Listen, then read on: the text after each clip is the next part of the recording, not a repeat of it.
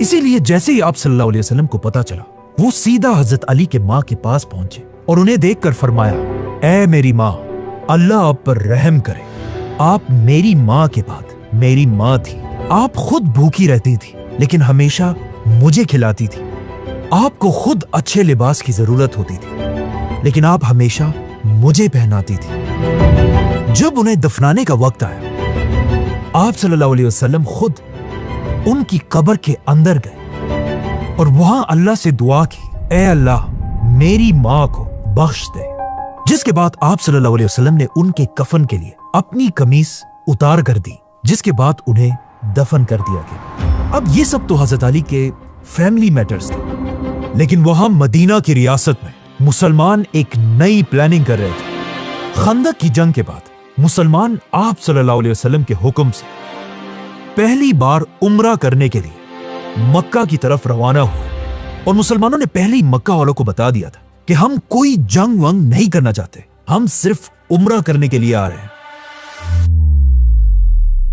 लेकिन जैसे ही मुसलमान मक्का के करीब पहुंचे, मक्का वालों ने उनका रास्ता रोक दिया, जिसके बाद मुसलमान कई दिन तक मक्का के बाहर ही बैठे रहे और जब कोई हल नहीं निकला, आखिर मुसलमानों ने और मक्का वालों ने आपस में एक एग्रीमेंट कर ली, सुलह हुदैबिया।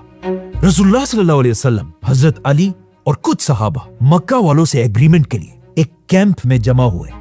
इस इतने इंपॉर्टेंट एग्रीमेंट को लिखने की जिम्मेदारी मदीना के सबसे बेस्ट राइटर को मिली, हजरत अली रज़ियल्लाहु अन्हु। और हजरत अली ने यह एग्रीमेंट लिखना शुरू की और हजरत अली ने लिखा, मोहम्मद अल्लाह के रसूल के नाम से।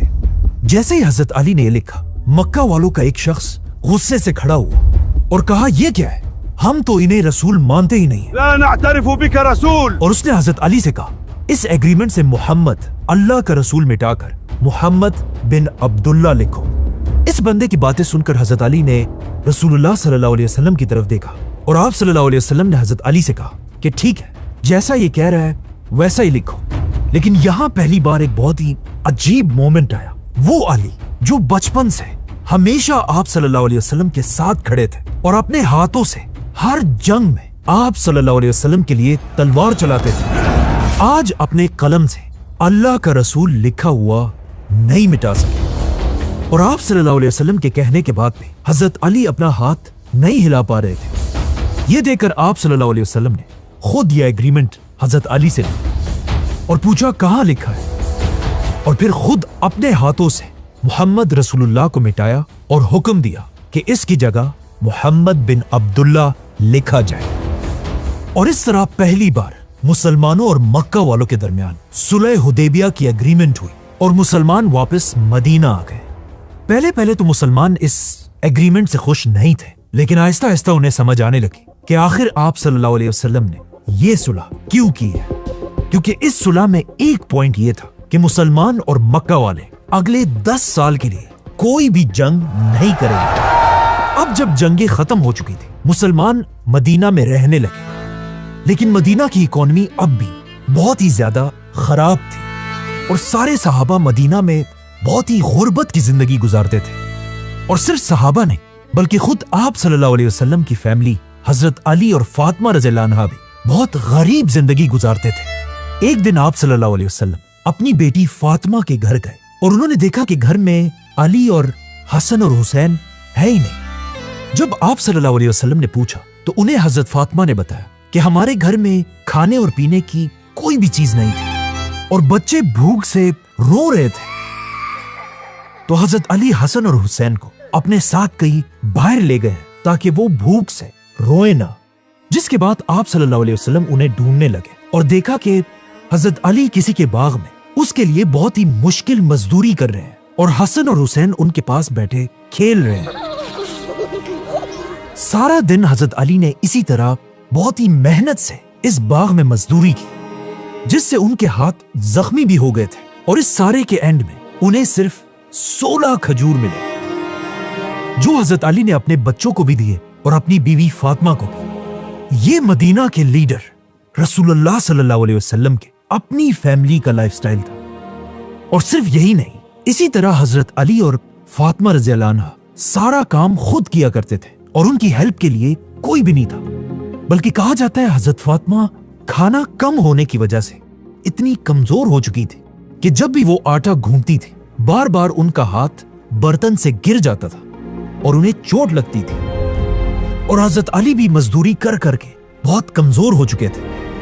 ये देखकर एक दिन हजरत अली ने हजरत फातिमा रज़ियल्लाहु अन्हा से कहा कि आप जाकर आप सल्लल्लाहु अलैहि वसल्लम से एक गुलाम की रिक्वेस्ट करें। तो हजरत फातिमा ने जाकर अपने वालिद आप सल्लल्लाहु अलैहि वसल्लम से एक गुलाम की रिक्वेस्ट की, लेकिन आप सल्लल्लाहु अलैहि वसल्लम अपनी फैमिली को मदीना के आम लोगों से बड़ा नहीं समझते थे। इसीलिए उन्होंने अपनी बेटी फातिमा के इतने सख्त हालात को देखने के बाद भी उन्हें गुलाम नहीं दिया। अब यह बात तो क्लियर थी कि इस तरह गुर्बत में मुसलमान और जिंदगी नहीं गुजार सकते। तो यहां पर मुसलमानों की जिंदगी का एक बहुत बड़ा टर्निंग पॉइंट आया, जिससे मदीना के हालात हमेशा के लिए बदल गए। जंगे खैबर।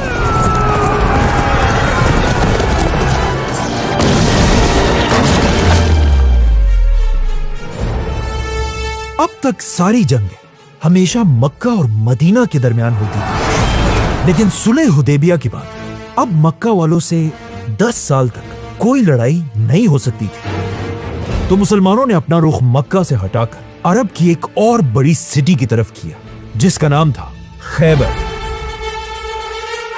खैबर मदीना के करीब ही एक बहुत बड़ा शहर था, और यह कोई आम शहर नहीं था, बल्कि ये उस जमाने में पूरे अरब के यहूदियों का सबसे बड़ा हेडक्वार्टर था। और यहूदी उस जमाने में भी बिल्कुल आज की तरह बहुत ही बड़े बिजनेसमैन थे, जिनका बिजनेस पूरी दुनिया में फैला हुआ था। और इन सारे बिजनेसेस से यहूदी जितना माल कमाते थे, उसका सबसे बड़ा हिस्सा उन्होंने इसी खैबर के किले में स्टोर किया हुआ था। मतलब खैबर के किले के अंदर अनलिमिटेड गोल्ड, सिल्वर और लग्जरी चीजें पड़ी हुई थी, और इस बात का यहूदियों को अच्छी तरह पता था। इसीलिए उन्होंने इस खजाने को सेफ रखने के लिए खैबर के बाहर लंबी लंबी दीवारें बनाई थी और बड़े बड़े टावर्स खड़े किए थे। और खैबर का हर किला जमीन से काफी ऊपर हिल्स पर बना हुआ था। इसीलिए पिछले कई 100 साल से कोई भी यहूदियों से खैबर का किला नहीं छीन सका था। इन शॉर्ट खैबर इतना मजबूत किला था कि आज तक उसकी लंबी लंबी दीवारें और टावर्स अपनी जगह पर मजबूती से खड़े हैं। आज खैबर ऐसा दिखता है, और इसे देखकर सोचें उस जमाने में खैबर कैसा दिखता होगा। मतलब खैबर को फतह करना मुश्किल ही नहीं, नामुमकिन था। और मुसलमानों का भी खैबर को फतह करने का कोई प्लान नहीं था। लेकिन एक दिन मुसलमानों को खबर मिली कि खैबर के यहूदी एक बहुत बड़ी फौज जमा कर रहे हैं और मुसलमानों के कैपिटल मदीना पर हमला करने की तैयारी कर रहे हैं। ये देखकर आप सल्लल्लाहु अलैहि वसल्लम ने सहाबा को जंग के लिए तैयार होने का हुक्म दिया, और फिर 1400 मुसलमानों के साथ, इससे पहले कि खैबर मुसलमानों पर हमला करे, आप सल्लल्लाहु अलैहि वसल्लम खैबर पर हमले के लिए रवाना हो। जैसे ही खैबर के लोगों ने मुसलमानों की फौज को देखा, वो सब अपने किलों के अंदर गए और सारी गेट्स बंद करके जंग के लिए तैयार हुए। जिसके बाद मुसलमानों ने खैबर के किले पर हमला कर दिया। लेकिन जैसे ही मुसलमान करीब पहुंचे, यहूदी मुसलमानों पर तीर और पत्थर बरसाने लगे, और इवन किले के अंदर से मुसलमानों पर तोपें भी चलने लगी, जिससे मुसलमान पीछे हट गए। जिसके बाद आप सल्लल्लाहु अलैहि वसल्लम एक एक जनरल के साथ मुसलमानों की फौज को भेजते रहे, लेकिन यहूदियों का डिफेंस इतना सख्त था कि हर बार मुसलमानों को पीछे हटना पड़ा। कहा जाता है एक बार अबू बकर और उमर रज़ियल्लाहु अन्हु ने भी मुसलमानों की फौज के साथ हमला किया और मुसलमान खैबर की दीवार तक पहुंच गए। लेकिन यह देखकर यहूदियों ने दीवार के ऊपर से बड़े बड़े पत्थर मुसलमानों पर फेंके और मुसलमानों को दोबारा पीछे हटना पड़ा। आखिर इतने हमलों के बाद ऐसा लगने लगा था कि मुसलमान खैबर को फतह नहीं कर पाएंगे और यहूदी ये जंग मुसलमानों से जीत जाएंगे।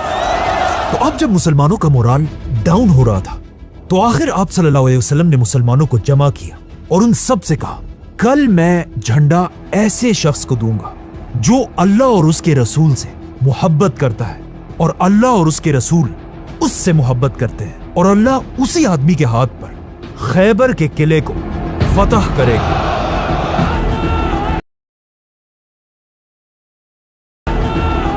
یہ سن کر سارے صحابہ حیران رہ گئے کہ آخر وہ لیڈر کون ہوگا جس سے اللہ بھی محبت کرتا ہے۔ جیسے ہی اگلی صبح ہوئی، سارے صحابہ دور دور سے آ کر آپ صلی اللہ علیہ وسلم کے کیمپ کے پاس جمع ہونے لگے اور آپ صلی اللہ علیہ وسلم کا انتظار کرنے لگے اور آپس میں ڈسکس کرنے لگے کہ وہ لیڈر آخر کون ہوگا۔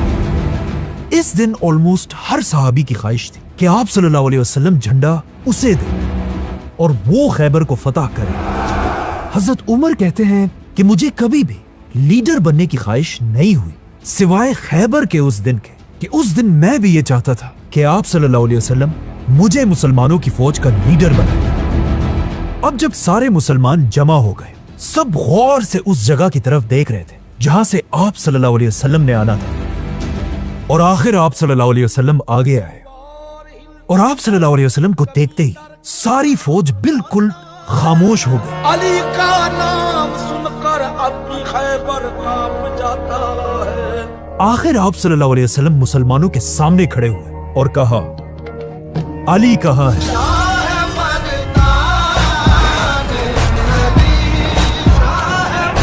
علی کا نام سن کر صحابہ ادھر ادھر دیکھنے لگے اور حضرت علی کو ڈھونڈنے لگے، لیکن حضرت علی اس دن وہاں تھے ہی نہیں۔ حضرت علی کی آنکھوں میں بچپن سے جو الرجی تھی، کنجکٹیوائٹس، اس دن دوبارہ حضرت علی کی آنکھوں میں وہی الرجی تھی۔ جب آپ صلی اللہ علیہ وسلم کو اس کا بتایا گیا تو آپ صلی اللہ علیہ وسلم نے حکم دیا کہ علی کو یہاں لایا جائے، اور صحابہ بھاگ بھاگ کر حضرت علی کے کیمپ پہنچے اور حضرت علی سے کہا کہ جلدی آئے، آپ ہی وہ لیڈر ہیں جن سے اللہ محبت کرتے ہیں اور آپ ہی خیبر کو فتح کریں گے۔ جس کے بعد حضرت علی ساری مسلمانوں کی فوج کو کراس کرتے ہوئے آپ صلی اللہ علیہ وسلم کے سامنے حاضر ہوئے۔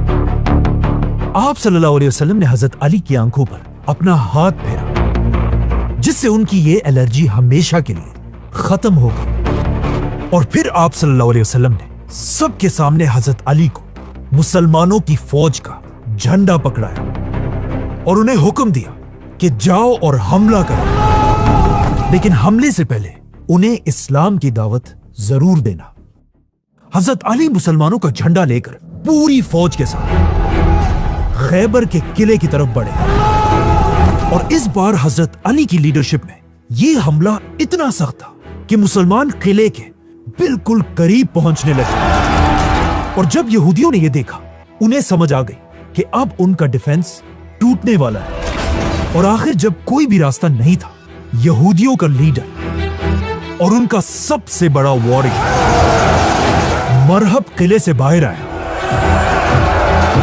مرحب کوئی عام واریر نہیں تھا، وہ بہت ہی لمبا اور مسکولر آدمی تھا، اور خیبر کے لوگ کہا کرتے تھے کہ ہمارا ایک مرحب 1000 آدمیوں کے برابر ہے، اور کہا جاتا ہے اس دن مرحب نے سر سے لے کر پاؤں تک سٹیل کا آرمر پہنا ہوا تھا۔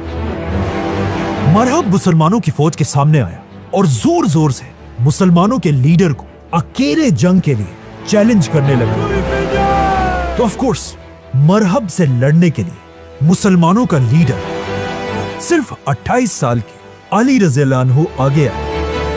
حضرت علی کو دیکھ کر مرحب نے کہا، میں ہوں مرحب، انا مرحب، جسے پورا خیبر جانتا ہے، كل خيبر يعرفني، اور جنگ کے وقت میں ہی سب سے بہادر ہوں۔ في زمن المعركة انا الشجاع۔ جس پر حضرت علی نے اسے جواب دیا اور کہا، میں وہ ہوں جس کی ماں نے اس کا نام حیدر رکھا۔ أنا الذي سمتني أمي حيدر، جنگل کی شیر کی طرح خطرناک، ملغام آجام وليث القسورة، جسے دیکھ کر دلوں میں خوف بیٹھ جاتا ہے۔ عبد الذراعين شديد القصرة، یہ سن کر مرحب حضرت علی کی طرف بھاگنے لگا اور زور سے حضرت علی پر اپنی تلوار سے حملہ کیا، لیکن حضرت علی سائڈ پر ہوئے اور پھر اپنی تلوار ذوالفقار کے ایک ہی وار میں مرحب کے سر پر اتنا زور سے مارا کہ حضرت علی کی تلوار اس کے سٹیل کے ہیلمٹ کو توڑ کر اس کے سر پر لگی، اور خیبر کا چیمپئن مرحب पूरे खैबर के सामने गिर गया।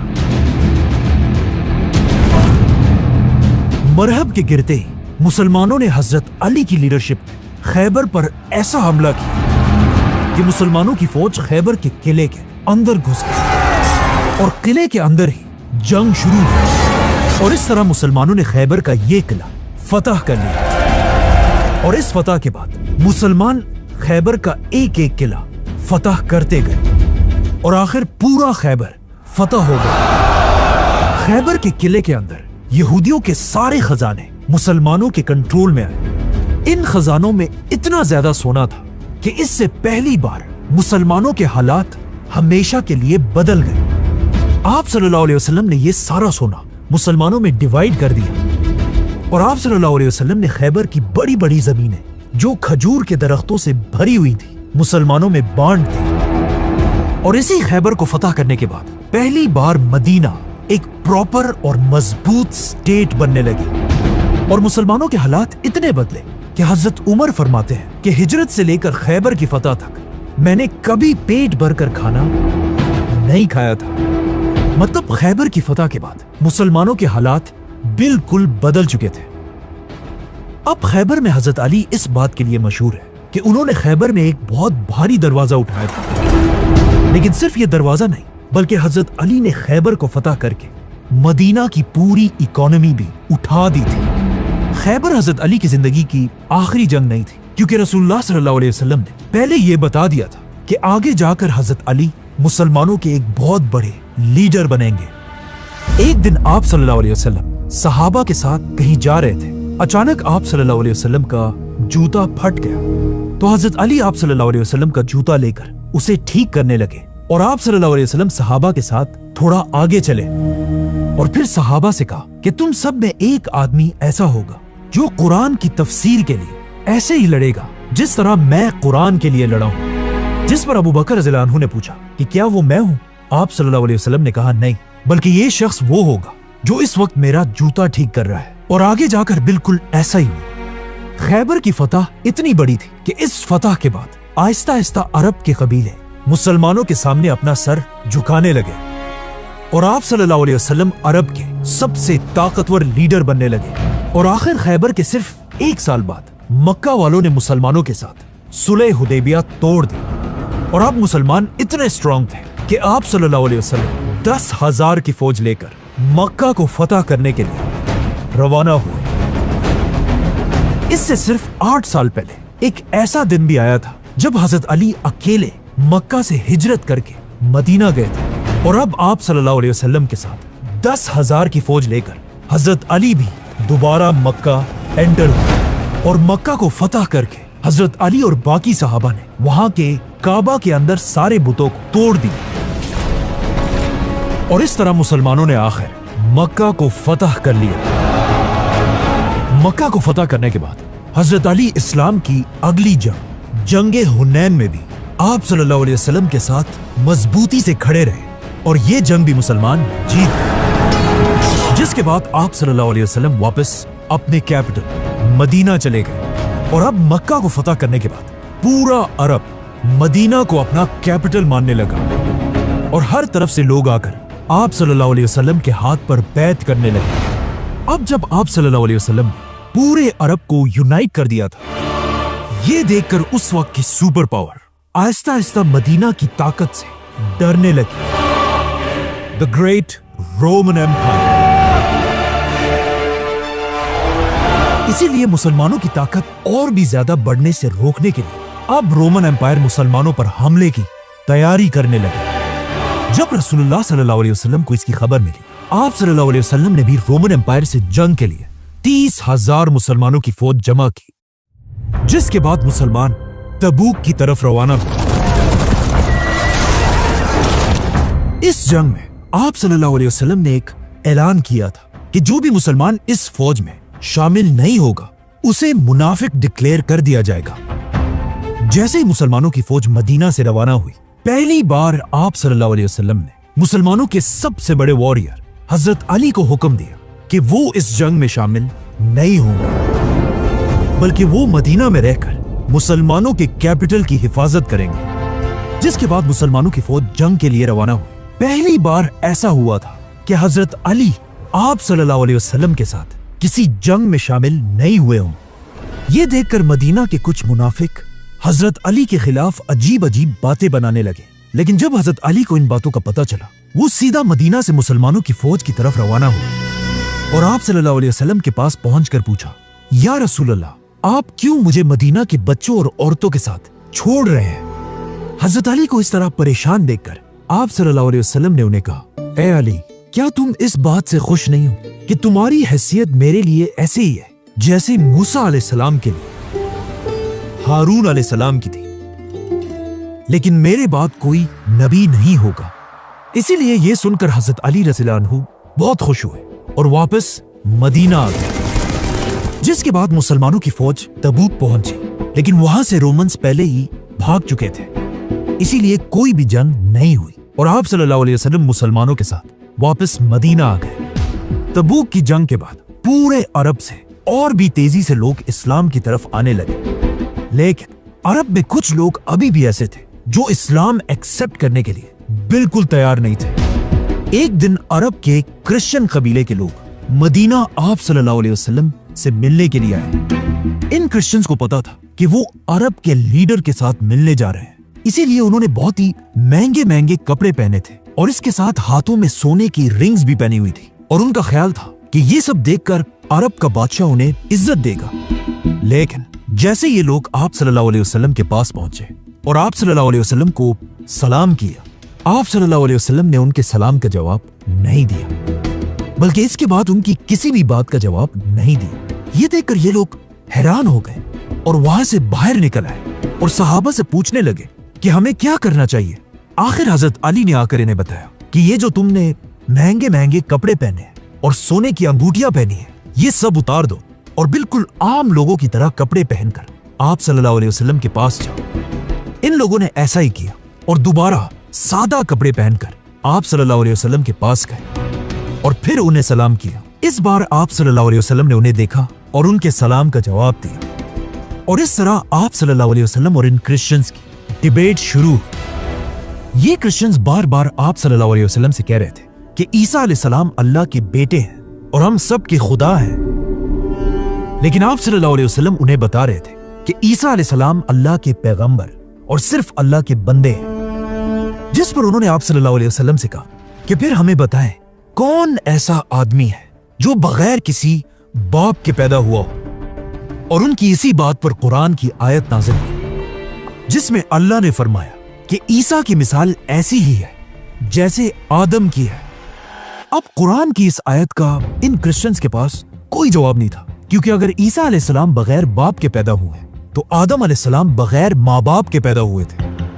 لیکن پھر بھی یہ کرسچنز اپنی بات پر کھڑے رہے، جس پر آخر آپ صلی اللہ علیہ وسلم نے ان کرسچنز کو مباہلہ کا چیلنج دیا کہ تم اپنے فیملی کو لے کر آؤ اور میں بھی اپنی فیملی اہل بیت کو لے کر آؤں گا، اور پھر ہم مل کر اللہ سے دعا کریں گے کہ جو بھی ہم میں غلط ہے اس پر اللہ کی لعنت ہو۔ اور سب کو اچھی طرح پتا تھا کہ آپ صلی اللہ علیہ وسلم کے اہل بیت کون ہے، کیونکہ اس سے پہلے ایک دن آپ صلی اللہ علیہ وسلم گھر گئے اور ایک چادر کے نیچے حضرت فاطمہ، حسن، حسین اور علی رضی اللہ عنہ کو بٹھایا اور اللہ سے کہا کہ یہی لوگ میرے اہل بیت ہیں۔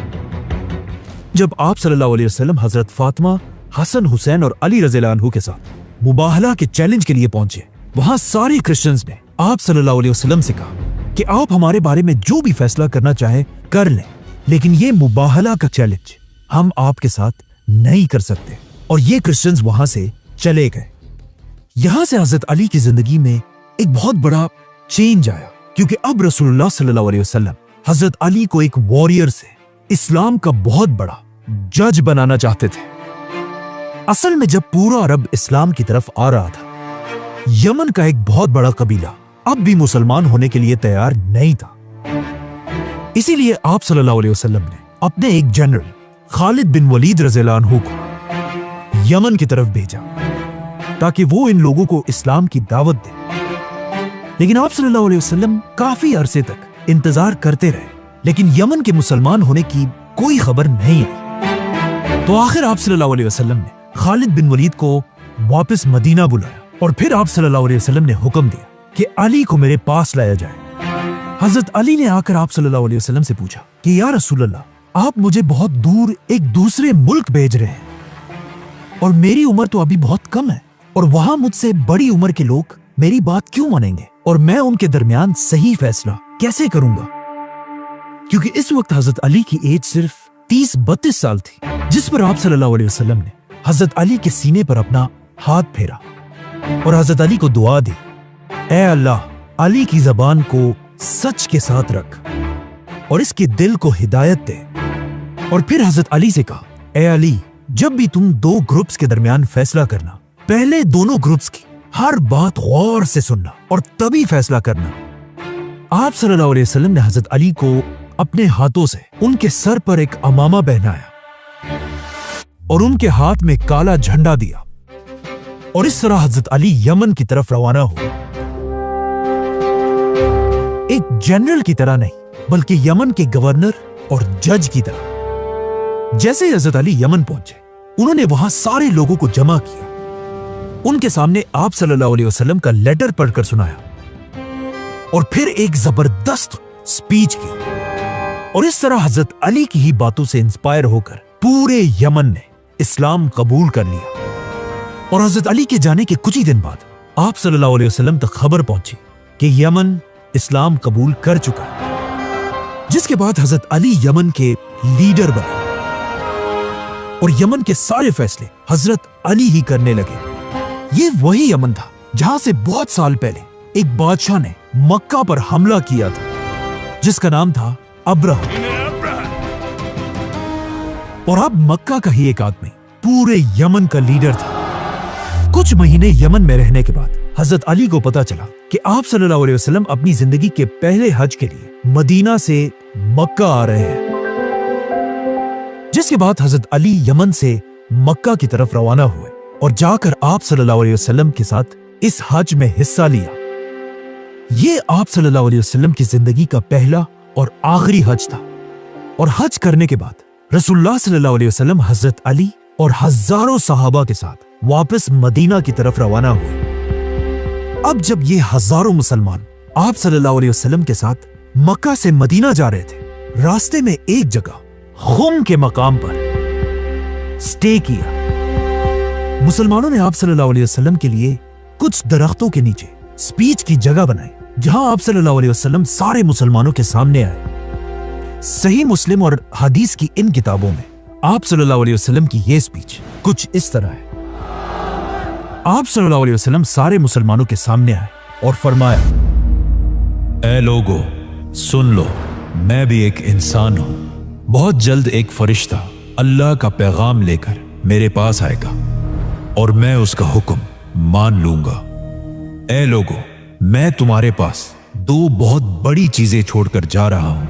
एक, अल्लाह की किताब कुरान, इसको हमेशा मजबूती से पकड़ कर रखना, और दूसरा, मेरे अहले बैत। मैं तुम्हें अपने अहले बैत के बारे में अल्लाह से डराता हूं। लेकिन आगे जाकर आप सल्लल्लाहु अलैहि वसल्लम के अहले बैत में हजरत अली रज़ियल्लाहु अन्हु को नमाज पढ़ते हुए कूफा की ग्रैंड मस्जिद में शहीद कर दिया गया, जिसके बाद आप सल्लल्लाहु अलैहि वसल्लम ने दोबारा फरमाया, मैं तुम्हें अपने अहले बैत के बारे में अल्लाह से डराता हूं। लेकिन आगे जाकर आप सल्लल्लाहु अलैहि वसल्लम के अहले बैत में हजरत हसन रज़ियल्लाहु अन्हु को जहर देकर शहीद कर दिया गया, जिसके बाद आप सल्लल्लाहु अलैहि वसल्लम ने तीसरी बार कहा, मैं तुम्हें अपने अहले बैत के मामले में अल्लाह से डराता हूं। लेकिन आप सल्लल्लाहु अलैहि वसल्लम के अहले बैत में हजरत हुसैन रज़ियल्लाहु अन्हु को भी करबला के मैदान में बेरहमी से शहीद कर दिया गया।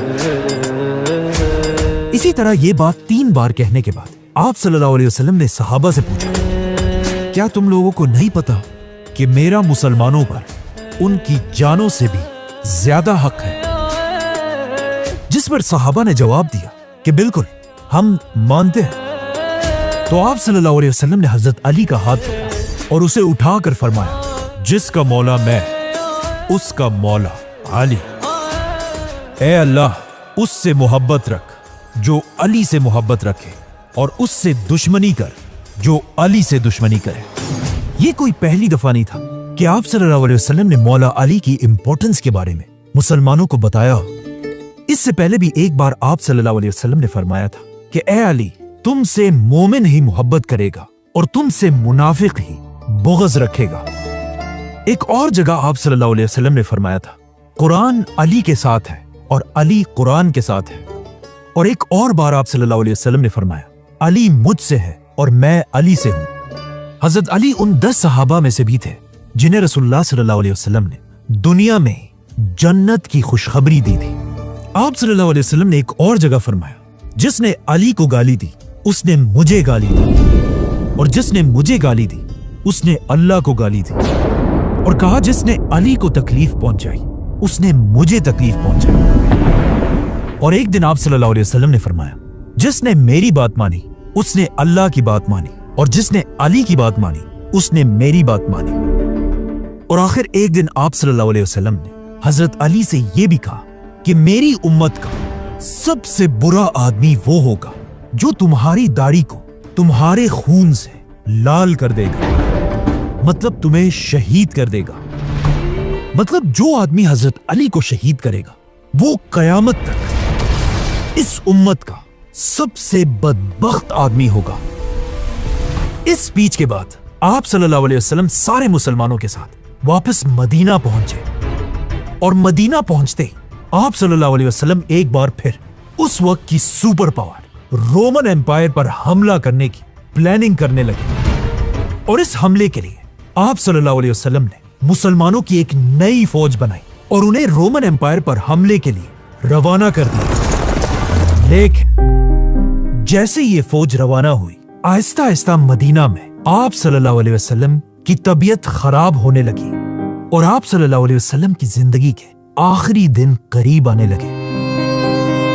آپ صلی اللہ علیہ وسلم کی زندگی کے آخری دنوں میں حضرت علی ہر وقت آپ صلی اللہ علیہ وسلم کے پاس رہنے لگے اور ان کا خیال رکھنے لگے، بلکہ آپ صلی اللہ علیہ وسلم کی مسجد میں آخری نماز کے لیے حضرت علی اور عباس رضی اللہ عنہ آپ صلی اللہ علیہ وسلم کو سہارا دے کر انہیں مسجد تک لے کر آئے، جہاں آپ صلی اللہ علیہ وسلم نے مسلمانوں کے ساتھ مسجد میں نماز پڑھی۔ لیکن آہستہ آہستہ آپ صلی اللہ علیہ وسلم کی طبیعت اور بھی بگڑنے لگی، جس کے بعد وہ نماز کے لیے بھی مسجد نہیں جا سکتے تھے، اور آپ صلی اللہ علیہ وسلم کے حکم پر ابو بکر رضی اللہ عنہ مسجد میں مسلمانوں کو نماز پڑھانے لگے۔ ان آخری دنوں میں حضرت علی رضی اللہ عنہ مدینہ کے سارے مردوں میں آپ صلی اللہ علیہ وسلم کے سب سے کلوز رہتے تھے، اسی لیے جب بھی حضرت علی باہر نکلتے تھے سارے مسلمان ان کے گرد جمع ہو کر ان سے پوچھتے تھے کہ ہمیں بتائیں آپ صلی اللہ علیہ وسلم کی طبیعت اب کیسی ہے۔ ایک دن جب حضرت علی باہر آئے سارے مسلمان ان کے پاس جمع ہوئے اور ان سے پوچھنے لگے، تو حضرت علی نے سب کو بتایا کہ اب آپ صلی اللہ علیہ وسلم ٹھیک ہے اور ان کی طبیعت آہستہ آہستہ بہتر ہو رہی ہے۔ لیکن حضرت علی کے چچا عباس رضی اللہ عنہ نے ان سے کہا کہ نہیں، میں عبد المطلب کے بیٹوں کے چہروں کو اچھی طرح پہچان لیتا ہوں۔ مطلب اب رسول اللہ صلی اللہ علیہ وسلم کے آخری دن قریب آ چکے ہیں۔ اور پھر حضرت عباس نے حضرت علی سے کہا کہ چلو ہم جا کر آپ صلی اللہ علیہ وسلم سے پورے مسلمانوں کی خلافت کی ریکویسٹ کرتے ہیں۔ لیکن حضرت علی نے کہا کہ نہیں، اگر آپ صلی اللہ علیہ وسلم نے ہمیں انکار کر دیا تو پھر کبھی بھی ان کے خاندان بنو ہاشم کو خلافت نہیں مل سکے گی۔ آپ صلی اللہ علیہ وسلم کے خاندان بنو ہاشم سے آج تک مسلمانوں کے سب سے زیادہ خلیفہ رہے ہیں۔ بنو ہاشم خاندان کے لوگ آلموسٹ 650 سال تک مسلمانوں کے خلیفہ رہے ہیں، اور آگے جا کر اسی بنو ہاشم خاندان کے دور کو ہی اسلامک گولڈن ایج کہا جاتا ہے۔ بلکہ آگے جا کر بنو ہاشم کے سب سے بڑے خلیفہ خود حضرت علی رضی اللہ عنہ ہی بنے۔ آہستہ آہستہ مدینہ میں رسول اللہ صلی اللہ علیہ وسلم کی طبیعت خراب ہوتی گئی، جس کے کچھ ہی دن بعد اللہ کے آخری رسول حضرت محمد صلی اللہ علیہ وسلم اس دنیا سے چلے گئے۔ آپ صلی اللہ علیہ وسلم کی وفات کی خبر ایک آگ کی طرح پورے مدینہ میں پھیلی، اور مدینہ کے ہر گھر میں لوگ رو رہے تھے، اور ہر طرف مدینہ میں غم پھیلا ہوا تھا۔ لیکن یہ دن سب سے مشکل حضرت علی رضی اللہ عنہ اور ان کی فیملی کے لیے تھا، کیونکہ مولا علی کے لیے رسول اللہ صلی اللہ علیہ وسلم صرف ایک لیڈر نہیں بلکہ ان کے باپ کی طرح تھے، جو اس سے بہت سال پہلے صرف 5 سال کے علی رضی اللہ عنہ کو خود اپنے گھر لے کر آئے تھے، اور حضرت علی کا اپنے ہی گھر میں بالکل اپنے بیٹے کی طرح خیال رکھتے تھے۔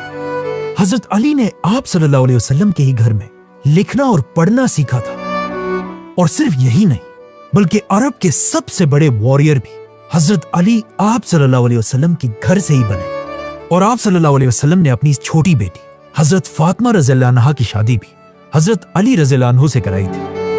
حضرت علی کے بیٹوں حسن اور حسین سے آپ صلی اللہ علیہ وسلم سب سے زیادہ محبت کرتے تھے، اور جانے سے پہلے آپ صلی اللہ علیہ وسلم نے سارے مسلمانوں سے کہا تھا کہ میں 2 چیزیں تمہارے پاس چھوڑ کر جا رہا ہوں، اللہ کی کتاب اور اپنے اہل بیت۔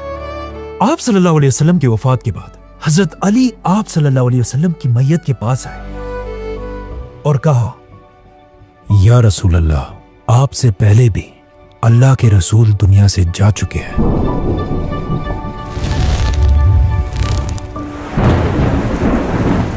لیکن آپ کا دنیا سے جانا ان سارے پیغمبروں سے بالکل الگ ہے، کیونکہ آپ کے جانے کے بعد آسمان اور زمین کا رشتہ ہمیشہ کے لیے ٹوٹ چکا ہے، جو کسی بھی اور پیغمبر کے جانے سے کبھی نہیں ہوا۔ یا رسول اللہ، اگر آپ نے ہمیں نہ روکا ہوتا تو آج ہم اپنے سارے آنسو یہی آپ کے سامنے بہا دیتے، لیکن آپ نے ہمیں ایسا کرنے سے روکا ہے۔ یا رسول اللہ، میرے ماں باپ آپ پر قربان ہو، اور جب آپ اپنے رب کے پاس پہنچ جائیں ہم سب کو ضرور یاد رکھیے گا۔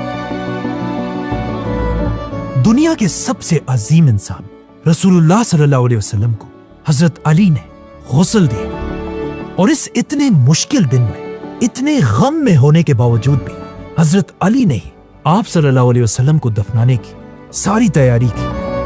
اسی طرح آخری وقت تک حضرت علی آپ صلی اللہ علیہ وسلم کے ساتھ رہے۔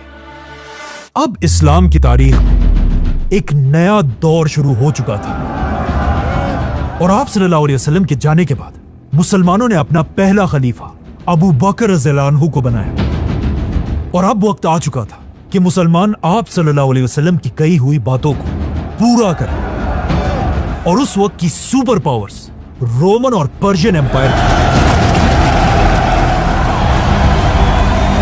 کرش کر دیا۔ اسی لیے ابو بکر رضی اللہ عنہ نے ایک ہی ٹائم پر دونوں سپر پاورز پر حملہ کر دیا، اور مسلمان ایک کے بعد ایک شہر کو فتح کرنے لگے، اور یہاں سے حضرت علی کی زندگی میں بھی ایک نیا دور آیا، the Chief Justice of Islam. Subscribe.